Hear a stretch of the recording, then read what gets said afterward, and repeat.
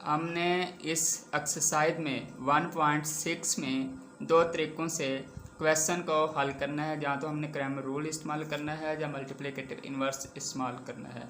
तो एग्ज़ाम में दोनों तरीक़ों से सवाल पूछा जाता है, क्रैमर रूल का इस्तेमाल करके या फिर मल्टीप्लिकेटिव इन्वर्स अप्लाई करके आप किसी भी क्वेश्चन को सॉल्व कर सकते हैं। एग्जाम्पल कोई भी ले लें, 2x जमा y is equal to -1, 3x जमा 5y इज़ इक्वल टू 2।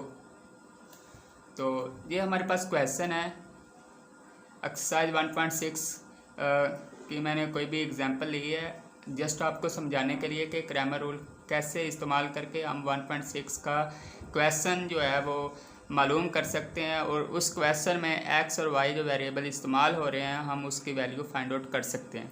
तो इस क्वेश्चन को बच्चों दो तरीक़ों से हल किया जाता है, या तो क्रैमर रूल की मदद से या फिर मल्टीप्लिकेटिव इन्वर्स के तरीके से। आज हम क्रैमर रूल का ट्रिक जो है वो इस्तेमाल करेंगे इस क्वेश्चन में, और नेक्स्ट लेक्चर में मैं आपको मल्टीप्लिकेटिव इन्वर्स बताऊंगा कि आपने उसको भी कैसे किस तरीके से हल करना है। बच्चों बहुत ही आसान तरीका है क्रैमर का रूल। तो क्रैमर का रूल को हल करने के लिए हमें करना क्या होगा बच्चों, ये मोस्ट इम्पोर्टेंट क्वेश्चन है। मतलब ये क्वेश्चन मोस्ट इम्पोर्टेंट नहीं है, बल्कि अगर आपको इस क्वेश्चन की समझ आ जाती है तो इट मीन्स दैट एग्ज़ाम में आपके 4 नंबर पक्के आ जाते हैं। तो बच्चों ये कंफर्म है कि 1.6 में एक्सरसाइज जो है वो 9th क्लास की साइंस सब्जेक्ट 1.6 उसमें से एक क्वेश्चन जो है वो लाजमी आता है बोर्ड एग्ज़ाम में लॉन्ग के तौर पे। तो अगर आप इस क्वेश्चन को हल कर लेते हो तो मोस्ट इम्पोर्टेंट है। तो ज़्यादातर बच्चों से जो पूछा जाता है वो क्रैमर का रूल ही पूछा जाता है। तो मैं इसकी कोई भी एग्जांपल समझा रहा हूँ आपको। अगर अब बच्चों आपको एग्जांपल की समझ आ जाती है तो इट मीन्स दैट आपको क्रैमर रूल भी समझ आ जाएगा। क्रैमर रूल हम अप्लाई किस तरीके से करते हैं, तो बच्चों वैसे हमने 2x जमा y ये कीमत सबसे पहले हम सॉल्यूशन में वैसे ही कीमत को राइट करते हैं। इसके बाद हमारे पास ऐसी इक्वेशन है, तो सबसे पहले हमने क्या करना है कि कॉलम ए लिखना है। बच्चों स्टेप बाय स्टेप देखना है, आपने इसी तरीके से एग्ज़ाम में राइट कर देना है, इंशाल्लाह आपके 4 नंबर पक्के। तो पहले आपने ए लिखना है, उसके बाद ax लिखना है, इसकी सबस्क्रिप्ट में छोटा सा एस लिखना है आपने, और इसकी भी कॉलम लगा लेना है आपने।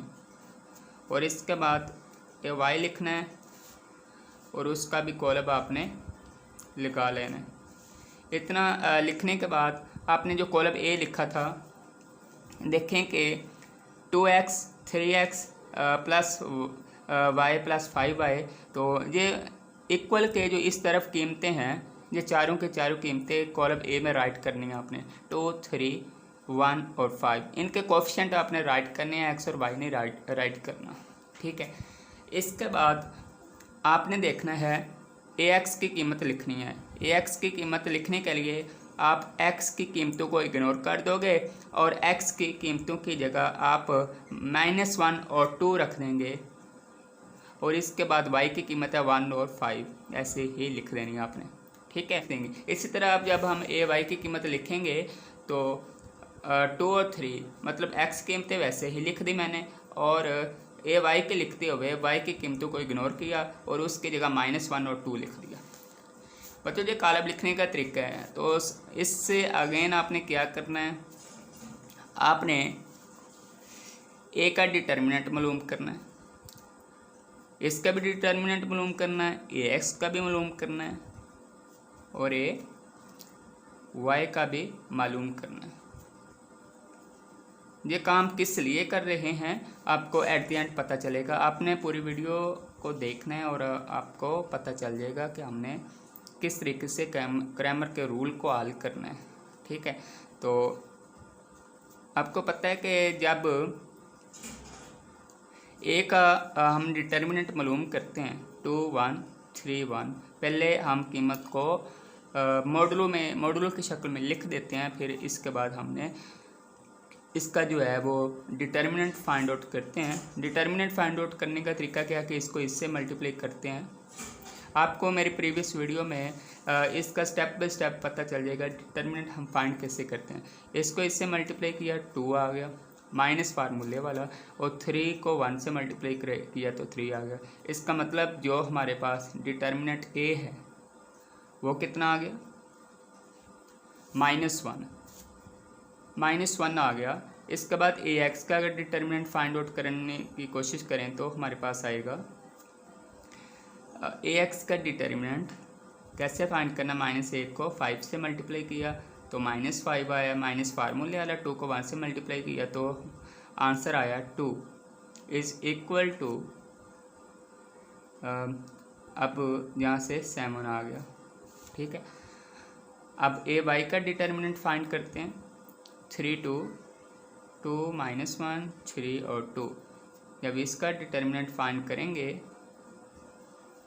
तो हमारे पास आएगा 2 को 2 से मल्टीप्लाई किया 4 आ गया, माइनस फार्मूला 3 को -1 से मल्टीप्लाई किया तो -3 आ गया। ठीक है, अब इसको अगेन हल किया तो 7 आंसर आ गया। ठीक है, 7 आ गया। अब हमने मालूम क्या करना था, क्वेश्चन में कहा क्या गया था। क्वेश्चन में उसने बुक पे कहता है कि आपने एक्स और वाई की वैल्यू जो है वो फाइंड करनी है इस इक्वेशन में से। जो आपके पास इक्वेशन गिवन है, इन इक्वेशन को इस्तेमाल करते हुए आपने क्रैमर रूल और मल्टीप्लिकेटिव इन्वर्स का यूज़ करके एक्स और वाई की कीमत मालूम करनी है। तो बच्चों, अगर हमने क्रैमर रूल ही इस्तेमाल किया है, मतलब जब एक्स की कीमत निकालनी है तो ए एक्स के डिटर्मिनेंट को ए के डिटर्मिनेंट से तकसीम कर देना है। जब वाई की कीमत निकालनी है तो ए वाई के डिटर्मिनेंट को ए से तकसीम कर देना है। अब ए एक्स की अगर कीमत लिखते हैं, हमारे पास ए एक्स का जो डिटर्मिनेंट हमने फाइंड किया वो कितना है, -7। -7 को ऊपर रखेंगे और ए का जो डिटर्मिनेंट है वो हमने -1 निकाला था, तो लिहाजा माइनस माइनस से कैंसिल हो गया तो आंसर 7 आ गया। 1 नीचे लिखने की ज़रूरत नहीं है। अब अगर y की बात करते हैं तो ए वाई का जो डिटर्मिनेंट है वो हमने 7 निकाला था, 7 को ऊपर रखा और -1 जो है वो आया था हमारे पास ए का डिटर्मिनेंट। जब हमने इसको हल किया तो वो -7 आ गया, क्योंकि माइनस ऊपर चला गया और 1 नीचे लिखने की ज़रूरत नहीं है। इसका मतलब बच्चों, जो हमारे पास x की कीमत आई है वो 7 है और y का जो आंसर आया है वो -7 है। तो हमने यही दो कीमतें जो है वो फाइंड आउट करनी थी। तो मैं अपने से क्वेश्चन राइट करता हूँ, x - 2y is equal to -10, 5x - 7 is equal to 1। तो आपने क्रैमर रूल का इस्तेमाल करते हुए, क्रैमर रूल का यूज़ करते हुए इस क्वेश्चन को फाइंड आउट करना है। अपने x और y की जो कीमतें हैं वो मीन दैट फाइंड करनी है। तो बच्चों, ये था आज का जो हमारा काम। अगर किसी को फिर भी समझ नहीं आई तो वो कमेंट बॉक्स में पूछ सकता है। अल्लाह हाफ़िज़।